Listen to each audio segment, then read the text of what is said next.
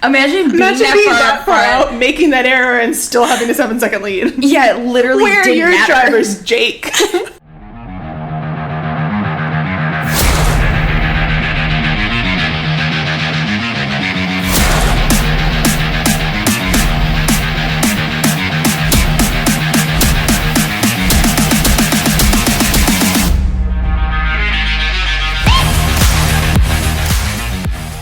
Hey everyone, and welcome back to Grid Gals. This is episode 6, and we are going to be recapping the action-packed Australian Grand Prix. Ladies, is there any other way to describe it other than, excuse my language, a complete clusterfuck? Utter chaos. Complete utter chaos. I'm still trying to wrap my head around everything that happened, how I feel about everything that happened. I feel like I just need to have like a sit-down session for a couple of hours, discuss point by point every single thing that happened at the Australian GP. Well, good thing we're here today, Jacqueline. We have good news for you. Wow, it's such a good thing that we have this podcast and you all get to listen to it. As much as I would love to edit hours and hours of audio, maybe we don't have to go point by point, but I do think there's a lot to talk about. I think we can start with off the track because it's fun for me.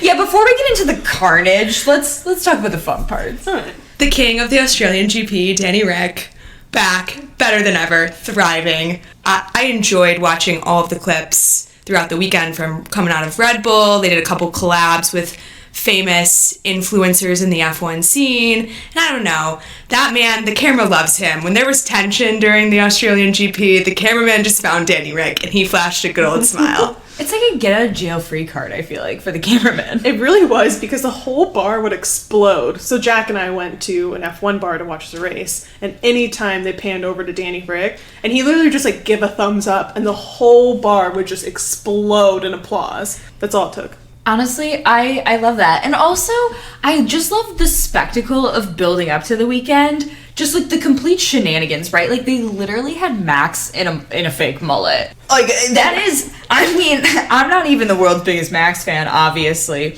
but gold. I saw a dance of Gasly coming out on stage, and he just took one of those big cutouts of Daniel's face and was like dancing with it because he knows how much it's his home. Used to be his home race. I had to catch myself there.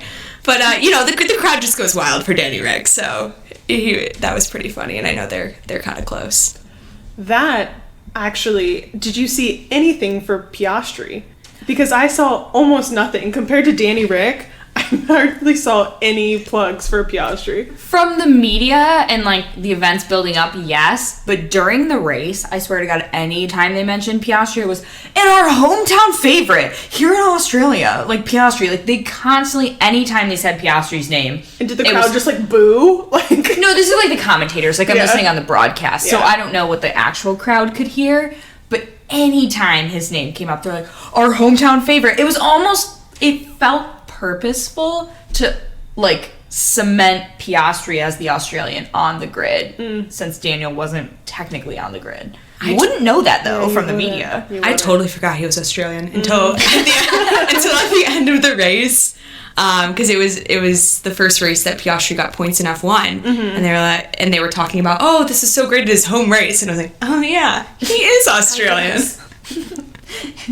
The second best Australian driver who is actually on the grid. Any other track drama? I saw a lot of clips, not necessarily drama, but just calling out the drivers that they thought were on suicide watch.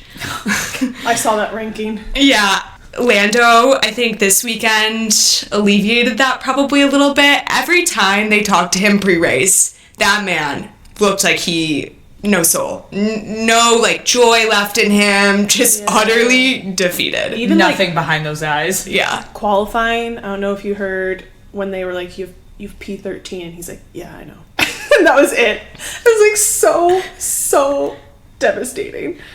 And even, last year when it was still a tough year for McLaren, you still felt, some joy, some positivity coming from him. And now it's just a couple races in and he's just utterly defeated. Hopefully this turned it around for him and he's Hopefully got some car improvements with the long break coming out. You know who's probably top of that list after this weekend? Charles Leclerc. Yeah. That was tough. Like, this whole weekend, I mean, qualifying, not great. No. That was tough to watch. And that was, you know, how much of it's driver error, how much of it's team strategy, right? Like, we could argue about this forever. But then just the race, right? Like, lap 1. And you're like, good God. Like, you gotta be kidding me, right? Like, at this point, it's almost comical. But, no, there he is, beached in the gravel, like a little whale. Yeah. The garage, like the Ferrari garage, they just didn't even look surprised at this point. They're also, I think some of his engineers are also really down in the dumps, too. It's just like, well, that happened again. It's hard to come back from, too. Like, once you get going on that path, I feel like it's hard to come in with, like, a positive attitude, and that's what you need. At least a little bit. Obviously, a lot of it is, like, the car. But, like, you need, like, a positive attitude to get, like, your confidence up, to drive well, to even get any points at all. It's sad. And I think one of the most heartbreaking parts for me, Stroll. It was just Stroll not looking in his mirrors. Like, just classic Stroll, not looking in his mirrors. Nothing affected Stroll. He had a great race, all things considered. Okay, yes, and as the Ferrari fan, though, I am going to actually give the counterpoint. It wasn't really Stroll's fault. I honestly think that was an error on Leclerc. And, like, this is coming from a Ferrari fan. Like, I love Leclerc. Watching the replays, I think that Leclerc got a little cocky on that. That's fair. Quite honestly, I mean, I don't like Stroll. I don't want to give the man any more credit than I need to, but it's lap 1, right? Like, I don't think, if anything, it's just a racing incident. Like, I think that's what the FIA ultimately ruled it as. Yeah. But I actually think Leclerc's in the wrong on that one. Can we go flag by flag? So, like, flag by flag, there was a lot. This is the most red flags that's ever been shown in any F1 race. Which I felt because I stayed up way past my bedtime to watch this race because of all the delays. But I've almost forgotten all the different drivers that got out at different points in times of the race. Well, and I think this one was particularly interesting because I feel like had it been a different track, there wouldn't have been as many red flags. They would have been able to take care of it under a safety car. Mm-hmm. But I think just due to the nature of it being a street circuit and the intricacies of the Melbourne track, like the gravel, they talk about that a lot, how compared to a lot of the other circuits now don't actually have gravel, they have other types of materials in the runoff area. There were so many that, I mean, it was funny listening to the commentary. They were like, there's no way they're gonna red flag it, but then they did. There were some of them where it was kind of surprising how long it took for the safety car to come out and even for a yellow flag to come out. But yeah, you could even tell by the end of the race that the drivers were getting fed up with it. I mean, can you imagine? I mean, they would have to use the bathroom at some point. Alonso they panned to Alonso. He refused to get out of his car. He just was sitting there ready to go. You could tell he'd already been out of his car at this point twice. Yeah. And there's 1 lap to go. They're just done at this point. Well, it's hard to, like, I feel like for the driver, you're in, like, such a mindset. And then to, like, completely have to brake and you're, like, talking to random people on the circuit or whatever when you're back in the pits, and then just like jump back into the car to get into like a racing mindset. I feel like it'd be so difficult to do that so many different times too. Mm-hmm. Well, and the fact that they were standing starts, with the exception of the last red flag, which like it was literally the last lap of the race. What are you supposed to do? I was like, if we do another fucking standing start, like we've already had 3. Mm-hmm. And especially after the carnage of the final one, I was like, just end this. Like, and everyone was super confused. Like, I think I had overheard some of the commentators, so I was trying to tell our table what I thought was going to happen with the last lap. I'm getting way ahead of myself, though. I know. I feel like we just need to start with the first red flag. Yeah, let's back it up. Because what was that? Lap 1? Yeah, Leclerc, I mean, okay, there were a lot of red flags in the session, but that one was weird because it took a surprisingly long time for the yellow flag to even come out. And then it was clearly a real safety car, not a virtual safety car to get the, car off the track, but no red flag for that. And then I think Albon crashed almost immediately after that, it felt like. Yeah, pretty shortly after that. But that was just driver error. He caught some gravel and spun out, and then he landed pretty halfway on the gravel, halfway on the track. And because he had spun out partially in the gravel, there was a cloud of smoke.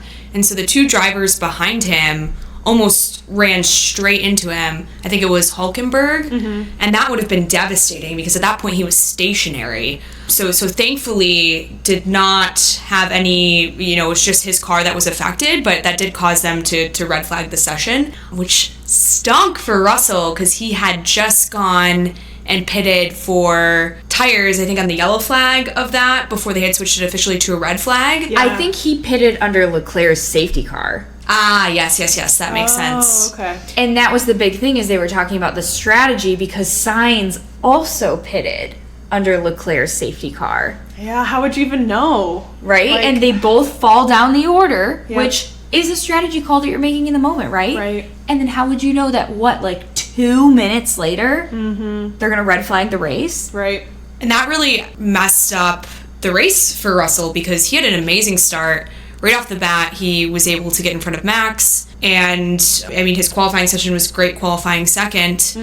And so to have him drop so far down the places just because of that timing of that crash must have been a little defeating. Jack, props to your Mercedes drivers. I know where I'm going way, way back, but you just mentioned he got past Max at the start of the race, and I was devastated first 10 seconds of this race because both the Mercedes drivers got past Max at the beginning of this race. 12 laps to be exact. 12 laps they were ahead of Max. I'm surprised you didn't mention it to begin with. Yeah, I think it's just the crashes and all of the chaos. It's tough to remember that at the beginning. Yeah, it was looking a little bleak there for Red Bull, especially Perez wasn't making a lot of moves right off the bat, which I know Catherine has a lot to talk about on that subject. I do feel like that's the other thing that we kind of failed to mention was Perez in qualifying.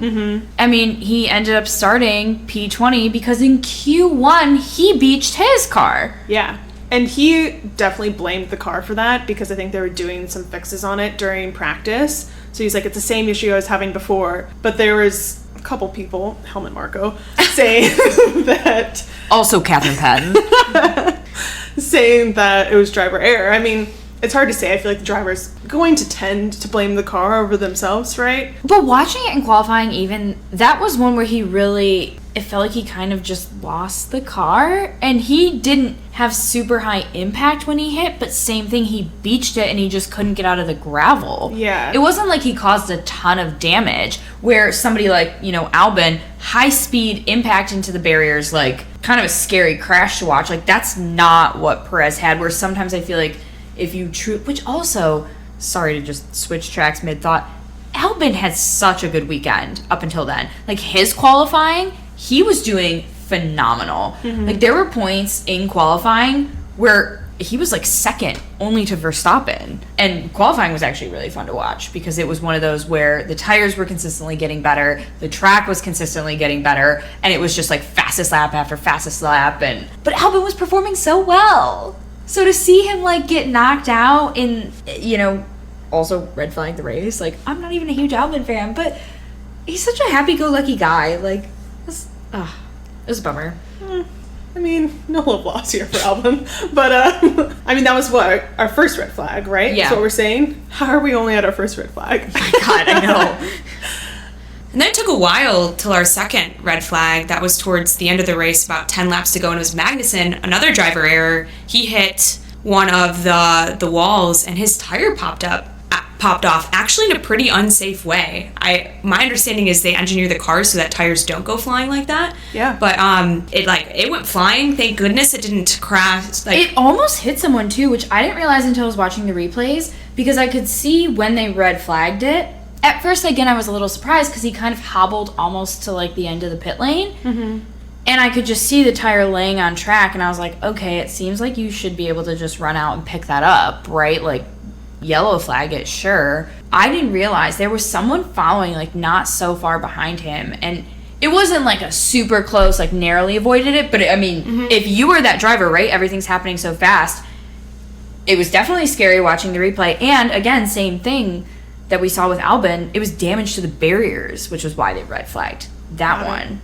Wait. Then when did Russell get out?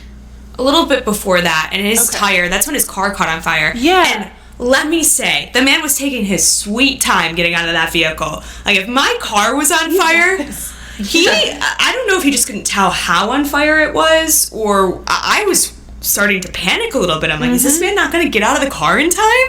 Like, he just took his sweet time getting out. And I know drivers have to do practice to see, I mean, they have to be within a certain time period of getting out of the car. Like, they have some type of regulation on that. He was definitely taking his time on that. And this is when I started to get an inkling that this race was a little bit of the destroyer of dreams here. You know, Russell. The destroyer of dreams. Russell having such a strong start to the weekend. And ladies, let me just talk about my fantasy team for a second. Let's hear it. Do you want to guess how many of my 5 drivers DNF'd this weekend? Oh, hang on. Well, obviously, because of the point in the conversation, I'm assuming you had Russell. Yes. I feel like you have Albon. I did not, actually. I feel like you have K-Mag. I do. I definitely have K-Mag. He's a cheap one in fantasy who's, like, usually gives you decent points. Oh, yeah. Oh, my God, you have Charles Leclerc, don't you? I forgot to change. I was supposed to change him out to Sainz. Wait, who else do you have? Ocon. Oh, we'll get Jesus. to. And the only one I had that gave me points was Alonso. I think most of my drivers gave me negative points. Please tell me you turboed Alonso. Nope. Of course. I forgot to switch my turbo, too. Who did you turbo? Leclerc? Oh, God. Okay, first of all, if there's one thing that 3 races into the season you should learn, it's never turbo Leclerc. Yep. The man has 6 points. Okay, I'm sorry. I know we have a lot to get through, but can we just acknowledge? He was, like, in contention for the World Drivers' Championship last year. Really came in this season with high hopes. We're 3 races in. He has the same points as, like, fucking McLaren. Yeah, not a good look for me and my fantasy team. Or for Ferrari! Yeah, that too. Because what did he have last year at this point? It was like 71 or something. Yeah. Yeah, it was comfortably double digits. Like, more than 10 times the points he has now. It's mean for me to say at this point. I can understand why the man's a little down. Oh, it's something like 71. Bitch, you know the exact fucking number. Okay, Just been anyway. waiting to whip out this fact all conversation. Back to this insane race. Yes, Russell did DNF. And, yeah, really scary watching him, like, just chill in that car as it was catching fire. But that wasn't actually a red flag. That wasn't a red flag, no. Yeah. Because he was able to just pull over and they got it more or less no problem. But didn't Albon's red flag and restart cause, like, another red flag? No. You're thinking of K-Mag's red flag and restart, which brings us to the 3rd red flag. So, what, K-Mag had what, like, I don't know, there were like 8 laps left by the time they, do the original yellow flag and then red flag it. Maybe even fewer. And I think at this point, I'd even remarked to Catherine at the bar, I was like, Jesus Christ, there's only like 10 laps to go. Can we just get it over with? Yeah. And little did I know that there was going to be yet another red flag. It was, okay, because I think they went to restart the race and it was lap 56 of 58. So you're like, okay, already kind of wild to have a standing start. Our 3rd standing start of the race. Did you see who was at this race? Little side point. Like, in the crowd watching? The press was all over this. Michael Massey was at this race. It's the first F1 race he's attended. I did see and that. And they had a standing start. With what? I think it's like 2 laps left, right? Yeah. Because they had it's technically 57 out of 58, but you have to do the 57 and the 50th lap. So you have 2 laps left. And they did it. I think that's honestly the only reason they didn't do a standing restart for like the last lap, which we'll get there. Yeah. There was yet another red flag. But yeah, I mean, after Magnussen's red flag, right, they did do a standing restart. Yep. And that's where the chaos ensued. Yeah, because how many people were out after that one? Well, it all started with your boy Carlos. I know. Running into Alonso. Spins Alonso out. He goes into the gravel at turn 1, I think. It was like right off the bat. It was a restart. Yeah, it was right away. It was right off the bat. And and then if you listen to Alonso's radios, he was ready to kill him. Oh, because at that point, he was in like 3rd? Yeah, because it was Max, Hamilton, Alonso. Yep. Mm-hmm. And Hamilton the entire race was complaining about his tires and was just to the point it was almost comical, and it was like, okay, this like has to be a bluff. Like you're messing with Red Bull at this point. Like his engineers were annoyed. They were like, Lewis understood Lewis. He's like, I feel like they're catching me, and by them it's Alonso behind him. His tires were fine. They were fine. But Alonso was catching him. Yeah, at one point, but then there was, like, he definitely got off the pace a little bit. Well, what I think was interesting about this race, aside from, like, literally everything, was when they were talking about the pace that different cars were setting and how you could clearly see the tire management in action. Because there was one point where Hulkenberg was down in, like, 7th or 8th, and he had fastest lap. Mm-hmm. And they're like, that just goes to show how much the front of the pack is managing their tires and, like, really watching the pace. Because, you know, everybody wanted this to theoretically be a one-stop race. And so you've got all these people on hards trying to preserve longevity. Yeah, joke's on them. Like, there were so many safety cars, but it was kind of fascinating from a tire management standpoint in the, like, I don't know, whatever, 40, 35 laps where there was, you know, not insane excitement. So, Sainz, allegedly takes out Alonso.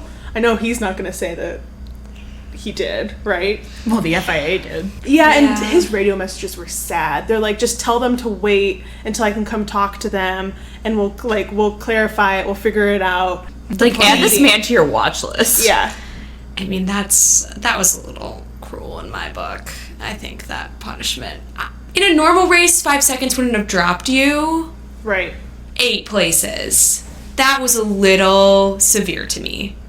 Because of how they did the last lap of the race was just a glorified lap to just under the safety car. Yeah, I was gonna say, okay, did they actually finish under the safety car, or the safety car was technically in, but it wasn't, like, cleared to race? There was no overtaking. It was basically a parade. Yes. Basically a parade, so you can't, when you have a 5-second time penalty like that, and everyone's bunched up, of course you're gonna drop 7, 8 places. Well, it wasn't just that he dropped 7, 8 places. It was after the complete chaos of, okay, so Sainz caused the spin out with Alonso. You had the 2 Alpines just, like, one after another into the wall. Yep. So they both DNF. Stroll was out too. Stroll's out. Like, just, again, chaos everywhere. They basically look at the field, and I think so much had happened that they reverted back to the order of the restart after Magnussen's red flag. Yeah, so the technical thing is you have to be past Sector 1 for them to determine the order. So since they didn't make it past Sector 1, they had to revert back to when they last knew the order, which was the last lap, or when they started.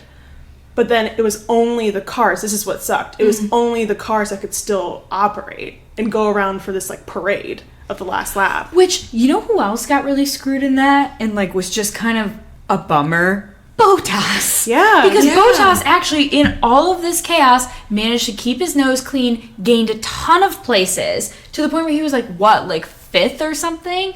And they were like, to the back of the grid with you, Bottas. Mm-hmm. Same with Hulkenberg. Mm-hmm. He popped up into 4th. Yeah. Steiner was fuming after that call. I got a notification at like 4 a.m. that Steiner was about ready to fight the FIA. They submitted a formal complaint. I'm sure they all did. Yeah.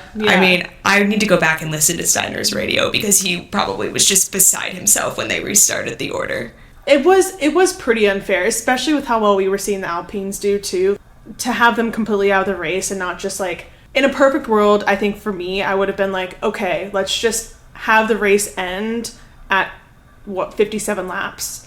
And just be like, okay, how you guys were starting that grid is how it should be. Yeah, because it's the only fair thing. Yeah, it feels so unfair to be like, hey, we're going to do this standing restart. We knock out, like, another 4 cars? And then, oh, hey, well, everybody else, doesn't even matter where you actually ended up. We're just going to revert back to what it was. Mm-hmm. Because it's not your fault if someone hits you and takes you out, and then you just lose every single point just because I guess that's how the race, that's like how F1 goes, right? But it was such a bummer to see for the other drivers. I felt so bad for Gasly because it was Ocon that didn't give him enough room and just clipped him out. Because he came back on the track, and I don't know some things you just can't react to, right? That was a sad one to see. Especially, too, after this was going to be a race where he was going to have one of the better finishes he's had in years, arguably. I mean, he was steadily in 4th or 5th the entire time. Okay, Max was already out in front. Hamilton was already out in front. Like, they both got away clean. The person who benefited the biggest was Alonso. Mm-hmm. And, I mean, I love Alonso. And, like, I do agree it was kind of bullshit that he got taken out. But, I mean, like you said, that's kind of what happens.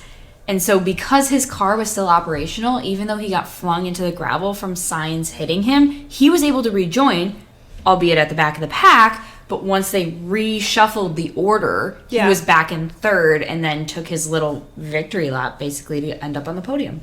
I don't know if you guys saw in the pit lane when they were getting all the cars in order, they were like pushing Alonso's car to the front, and every other car around them was just like so pissed about it. It was so funny. He's probably just chilling, like, like, push me to the front.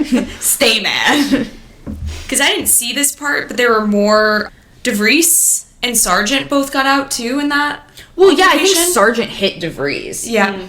Which, I mean, that was on Sargent. But I feel like the other one, like, you know, it was absolutely wild because before they reshuffled and reset it, like, Tsunoda was in fourth or something. Oh, wow. And, like, you could see after they, again, red flag it for the third and final time, he's just standing in the pit lane kind of looking around like, do I get to keep it? Yeah, like, oh my God, like, I'm going to finish fourth? Like, this is, I don't know if that might have been his best career finish. Yeah, in Formula One.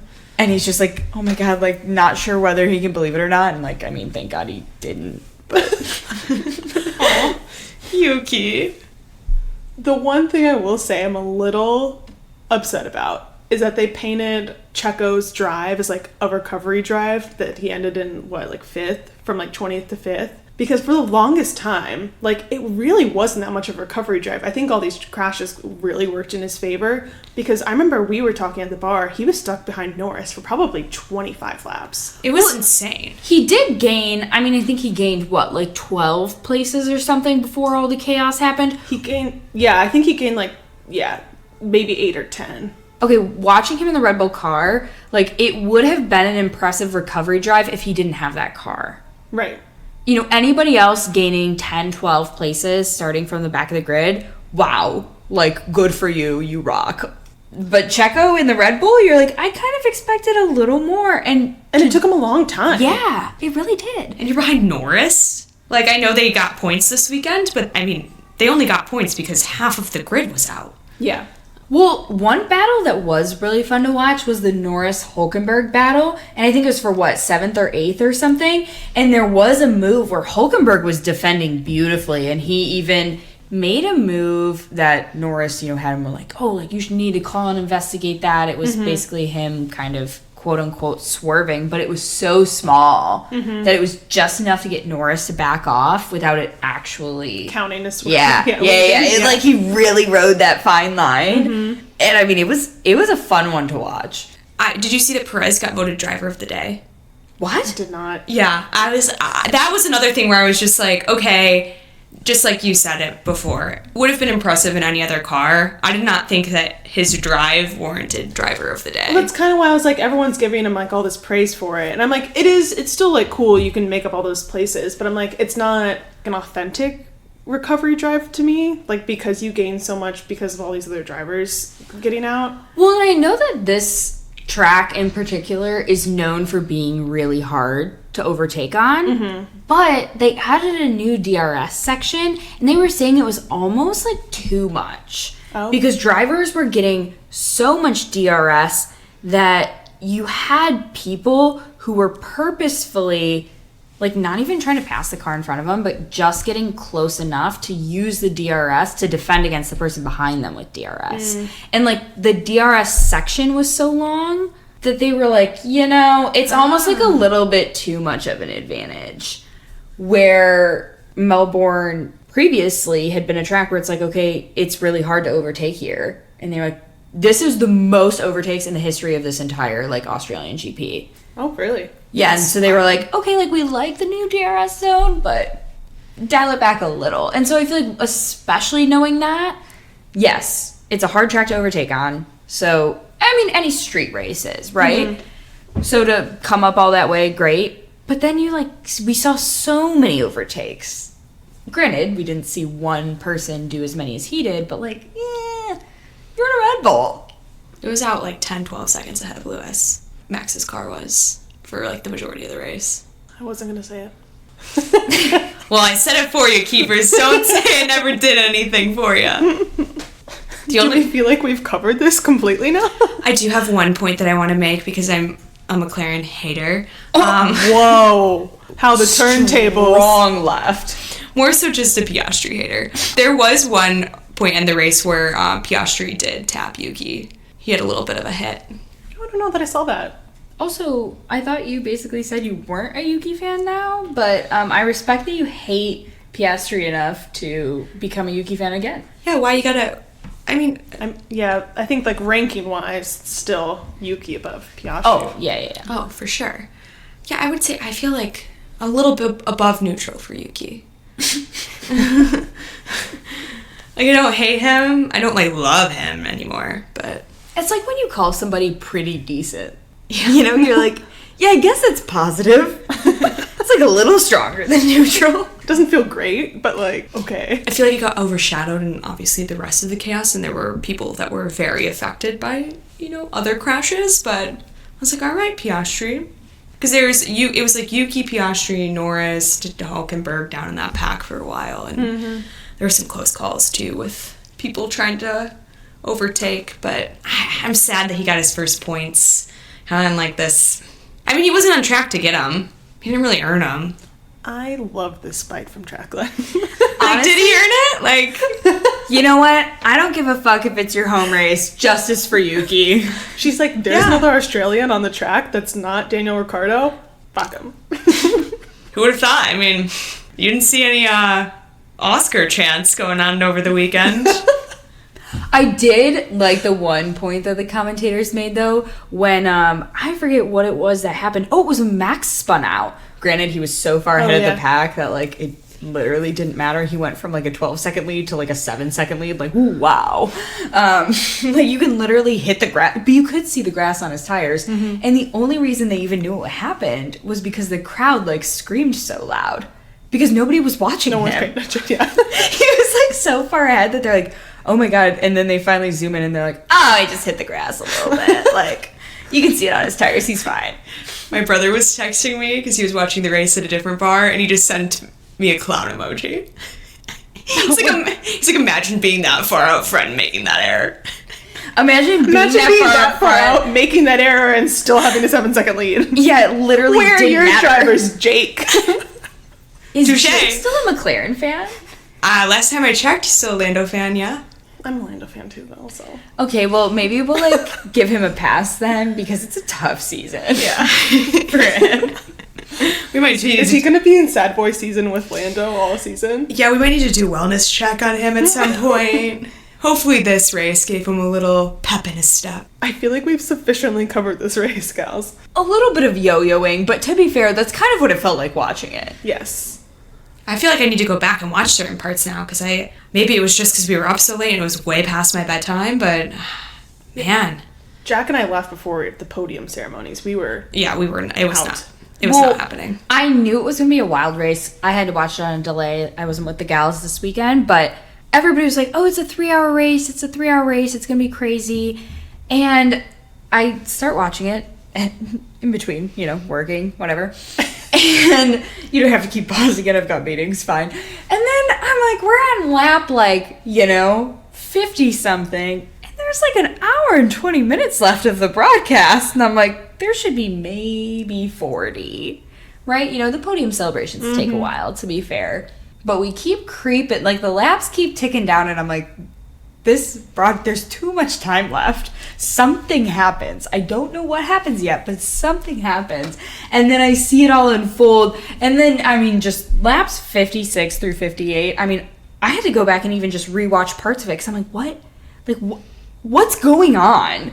Which I'm kind of glad I watched this one with a delay because it was so insane. I can't even imagine being at a bar at like 2 a.m. trying to keep track of what was going on. It was wild. One other fun thing, I guess, that happened in the chaos, I don't know if this is actually fun, but they had a security breach.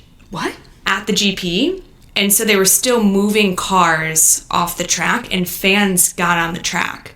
They're trying to remove cars with the cranes, and all of the fans were like flooding and like walking mid-race? around. I couldn't tell if it was mid-race when they had red flag the session after that standing start that was chaos, or if it was after and they had just originally moved the cars off to a temporary spot to finish.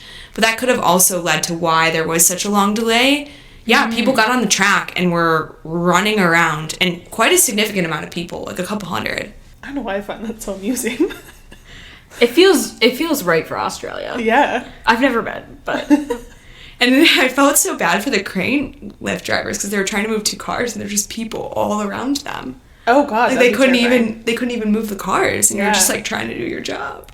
Definitely a side note, but when you're lifting in the crane, apparently the drivers are supposed to stay by the car so they can push away photographers. So having all those people there would be really, really bad for the teams, because most of like your intellectual property or whatever your technology is underneath the car. So like photographers obviously take pictures of the wings and the tails and stuff, but it's underneath the car that like those photos are like really, really top secret. So even like David Coulthard, who's like one of the commentators this race, when Checo spun out in qualifying, he's like, I'm surprised that Checo didn't get chewed out by the team for not staying by the car until it was on like the truck to come back. Wow. Because when it gets pulled up by the crane, that's what gives all the cameramen opportunities to take photos of underneath the car. I never knew that. I mean, it makes a lot of sense when you explain it, but yeah, I mean, I guess if you're a driver, that it's definitely your job to protect that.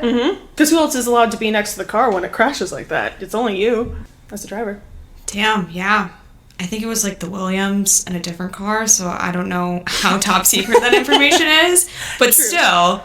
I mean, and also just the chaos of just hundreds of people being on the track where, well, it's not safe for them to do so. Yeah. Well, ladies, that race did not disappoint, and thank goodness we had an action-packed race going into a 3-week break, so we'll have to find some fun topics to talk about. What's up next? Baku? I believe so, yeah. Azerbaijan? Jack's favorite race. Which, I mean, honestly, I love a street race, so why not? Well, if you like what you heard this episode, you can visit us at gridgals.com. We have links to all of our socials, and you can listen to all of our episodes on our website, as well as anywhere you get podcasts. And that's the checkered flag for this session. We'll see you back on the grid next week.